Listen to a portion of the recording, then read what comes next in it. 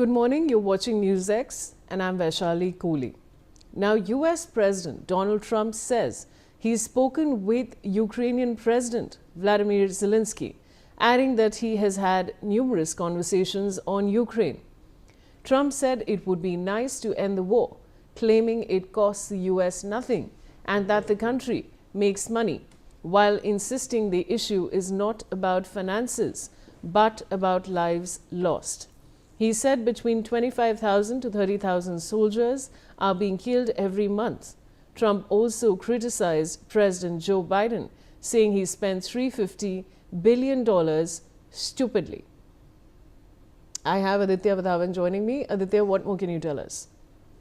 Absolutely, Vishal. Indeed, President Trump has been saying this for the last 1 year now, that he will end this Russia-Ukraine war, but still he hasn't been able to stop this war because the attacks against Ukraine are continuing. Day in and day out, we see Russia pounding missiles and drones on several Ukrainian cities, and now on the sidelines of the World Economic Forum at Davos in Switzerland, he met with the Ukrainian President Volodymyr Zelensky, where he said that he is hopeful now that both the countries will end this war. But however, it looks very unlikely because Trump is somehow given up on this issue of Russia-Ukraine war, because Putin has his own set of conditions that he will keep in mind, while if he intends to end this war. So clearly at this juncture, there is no guarantee that Russia will not strike Ukraine once again. So definitely it is a complex matter. It needs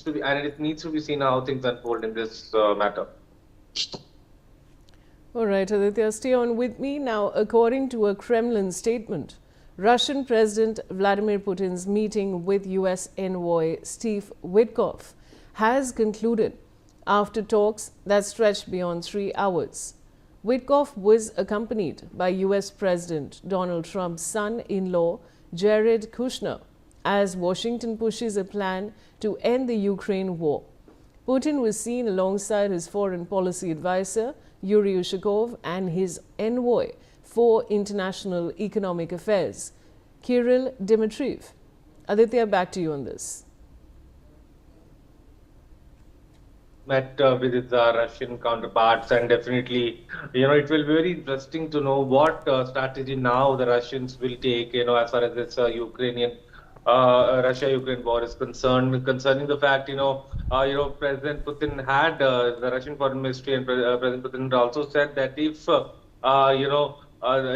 are, reviewing the invitation of US President Donald Trump to join the Board of Peace for Gaza, and definitely wherein he has said that if Russia will definitely give financial assistance from the assets that have been freezed by US sanctions. So clearly at this juncture, Vishali, it is a complex situation, and this meeting between Steve Witkoff and the Russian officials definitely needs to be seen where it goes, whether it will be instrumental in Russia-Ukraine war. This needs to be seen.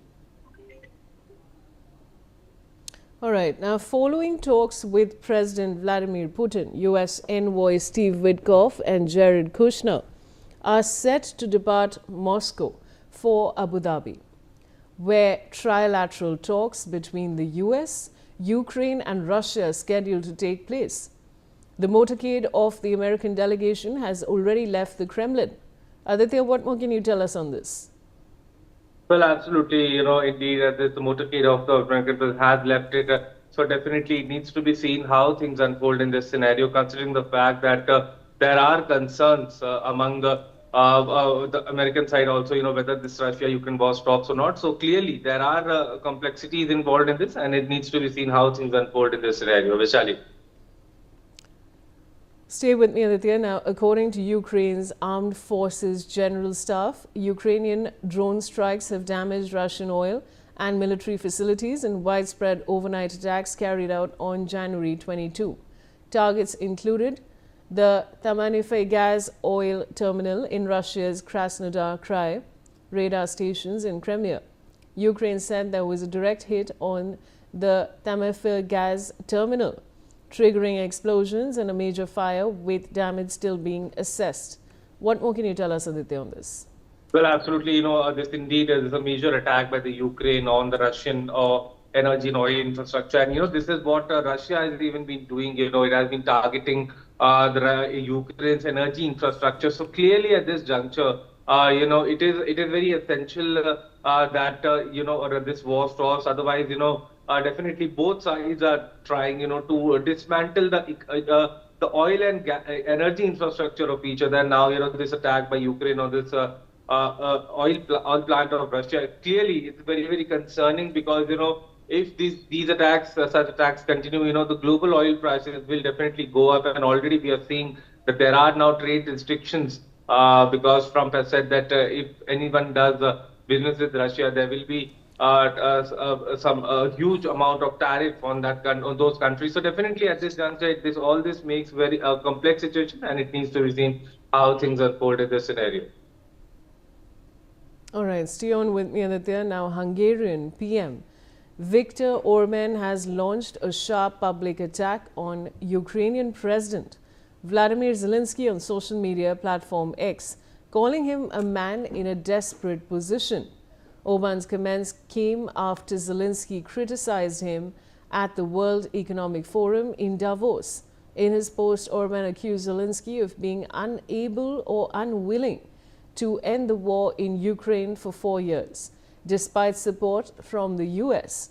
Earlier at Davos, Zelensky strongly condemned Orban for opposing EU sanctions on Russia and warned that forces seeking to undermine Europe are operating from within.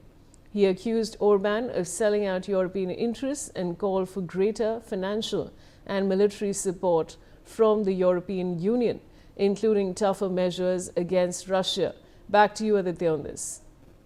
Well, definitely, now we can see this war of words between the Hungarian Prime Minister and Ukrainian President Volodymyr Zelensky. So definitely, things are not going well for Ukraine, specifically for Ukrainian President Volodymyr Zelensky, because there has been some concerns as to how there have been such developments. He has been saying now, as you mentioned, that, he is being desperate, where in the comments made by the Hungarian Prime Minister clearly shows that Volodymyr Zelensky is not, behaving in a derisive manner. So indeed, at this juncture, it needs to be seen how things unfold in this scenario. Vishali. Stay with me, Aditya. Now, US President Donald Trump is in Davos.